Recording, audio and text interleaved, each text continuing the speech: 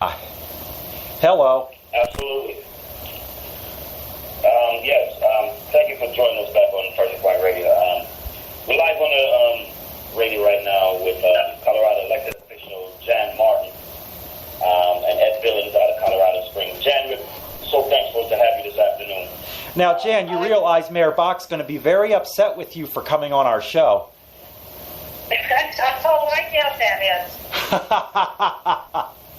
Okay. Now, Jan, we've been hearing on this side of town that you put up a good stance over there to uphold the legalization of marijuana in your constituents over there. Can you give us an idea why did you take such a stance? And just give us a little rundown of the background of the whole entire situation. Well, last year, Colorado, voted to legalize marijuana, allow marijuana in Colorado, and each city had the opportunity to vote whether they would allow recreational marijuana in their city or not. And Colorado Springs voted 2 weeks ago to turn down the option to sell recreational marijuana in Colorado Springs. I happen to be one of them that voted for it, and I believe strongly that the time has come to just quit having it as a illegal drug and to do the best we can to regulate it similar to what we do with alcohol. Oh, wow. Dan, what is your exact position over there in the politics over there? What I'm on the Colorado Springs City Council. I'm in my second term. I've served 6 years. Okay. Absolutely. Over here in New York City, we kind of have a big problem with a lot of young people being persecuted and incriminated and criminalized because of small amounts of marijuana.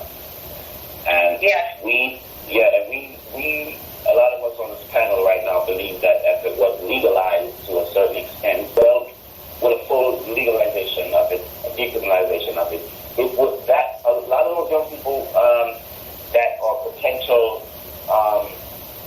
jailgoers wouldn't face such a fate. They wouldn't even.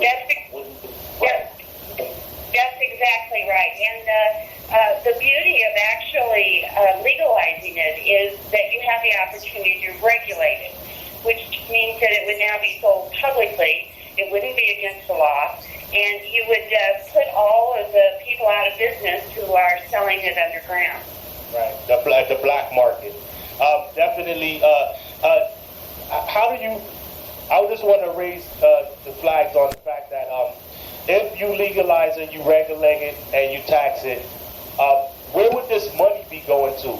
I know a lot of times we have all of these things we propose that the tax and marijuana, that it could go to teachers and pediatric centers and just a whole number of health services and stuff like that. That is in a crying need of a higher income. That's right. And in Colorado, we are actually having a ballot measure this coming November, which would put a 15% tax on the sale of marijuana that would go for education purposes. But on the local level, we also have the opportunity to tax this. And in Colorado Springs alone, it was estimated we would have had between $2 to $3 million in taxes for the city if we had agreed to sell it. Right. And okay. Yeah, go ahead, Mama. Okay. Yeah. I was going to say, for the growers now, and obviously there's people that's out there that's growing marijuana illegally right now, and the growers would be the ones that's going to be selling this thing in mass quantities, or is the government themselves now going to take over the herding of this and the harvesting of this plant? Is there any insight on that from the government's point of view? Yeah, well, in Colorado, the law that was passed allows for each individual to grow up to 6 plants in their home or wherever. And then there is the opportunity for grow operations to be built around the state that would then supply the recreational marijuana facilities that would then sell it to the public. And those facilities, those grow grow facilities would also be regulated by the cities and the state. So who would take over the police and the pot? Would it be, you know what I'm saying? Because the thing is this, like, I could believe it being, but you got to understand that whenever the amount of money that will be coming in, who's going to be there to regulate to make sure that this money is going to the right places? Well, it'll be just like, in Colorado anyway, it'll be just like a regular sales tax that any business collects, whether it's Walmart or your grocery store or whoever, and those taxes then go to the government entities that would use it to provide the services. Now, the state taxes are earmarked to be used for educational purposes, and those would be audited on a regular basis. Jan, you took this stance right here to actually fight for the legalization of it. Has this made you pretty much unpopular amongst your colleagues over there?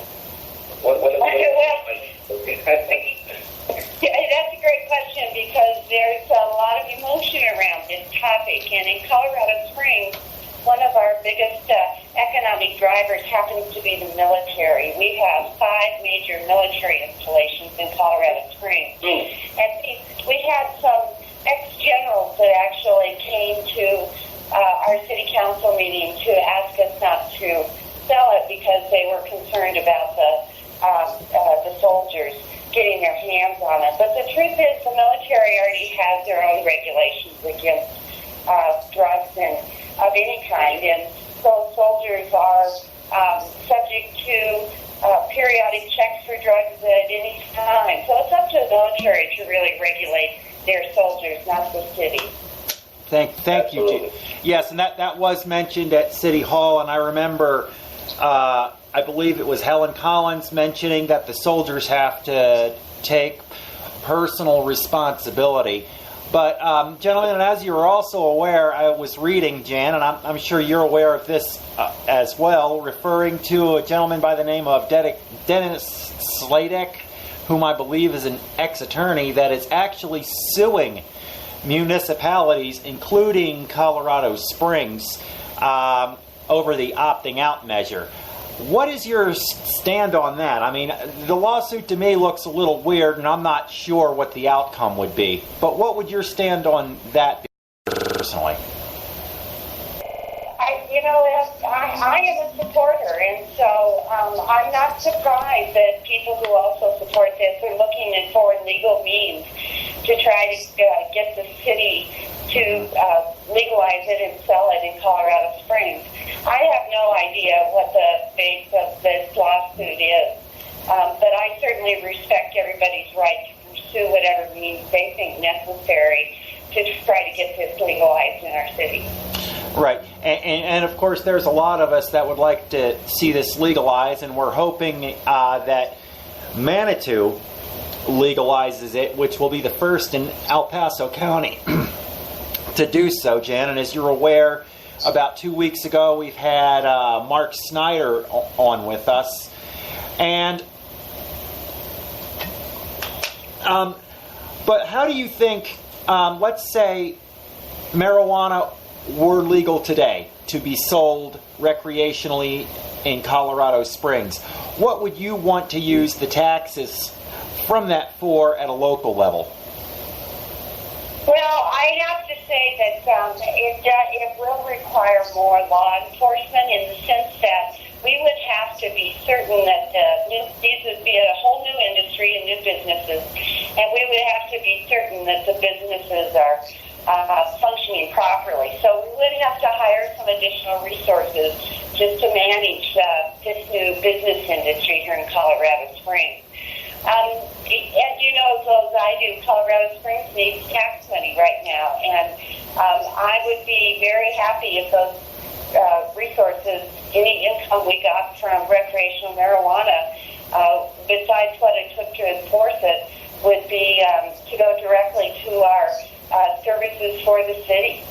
Absolutely, which is a big debate, and of course not to get too far off topic, Jan, but now the idea of building the new stadium which is all the rave on the Gazette blogs locally. But and people are getting upset because, well, we're wasting money, because what a lot of us are seeing, it's going to take money away from one type of city service or another, where we all see that one coming. However, had recreational marijuana, had the majority voted to allow recreational marijuana to be sold in Colorado Springs, we might not, none of these issues would be coming up now. That's my feeling on it. Well, Ed, it was estimated that if we have allowed it, we would have gotten $2 to $3 million a year in taxes, and that's really not enough to solve the problems that our city has. $2 to $3 million doesn't go very far when you have over $750 million in back projects and bridges and roads and so on.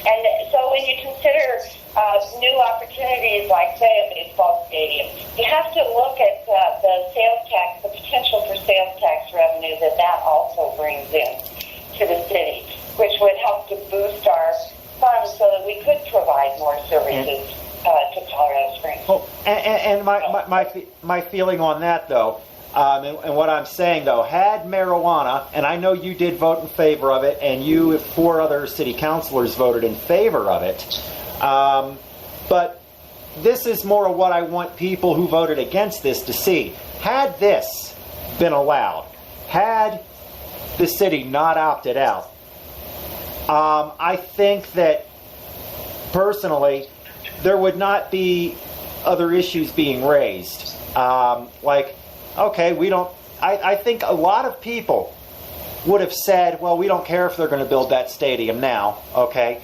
We got the city to vote in our favor. So what this is looking like to me, and I can't really speak for everybody who's making these comments on the blogs, but I do know there's quite a few people that are speaking out against that stadium because the majority of the governing body voted to opt out, and people are being told your vote doesn't count. That's what the majority of the government body told the voters on the day they voted to opt it out. Well, and that's a real fair point, Ed, because when the state voted on this amendment to allow recreational marijuana, the city of Colorado Springs actually did vote for it. So you are exactly right. The fact that the city council has chosen now to vote against it goes directly against the voters' will. And it was one of the main reasons why I supported it. You know, who am I as an elected official to think that I know more than the general public who voted in favor of this?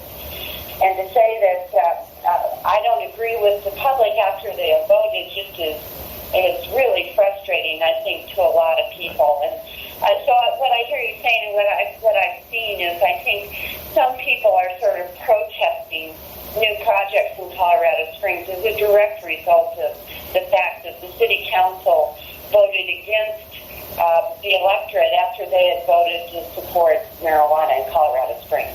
And, you know, let me get in there, Ed. I think that the fact that shows that people's opinions are not being considered. I think that's the most disturbing thing out of the whole thing.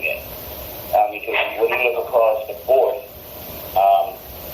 people stood up and Occupy Wall Street and things like that just to get their voices heard. And I think that's not being done a lot nowadays, and it's kind of shocking, but at the same time not surprising, you know. And I think that's something that all Americans have to look into right now. The voters, do they count? Do they really count? It is really frustrating, and you know, it's one thing on a city council level we make decisions all the time, and you know, we're elected because people think that they want us, they trust us to be making decisions for them. But it's a very different thing when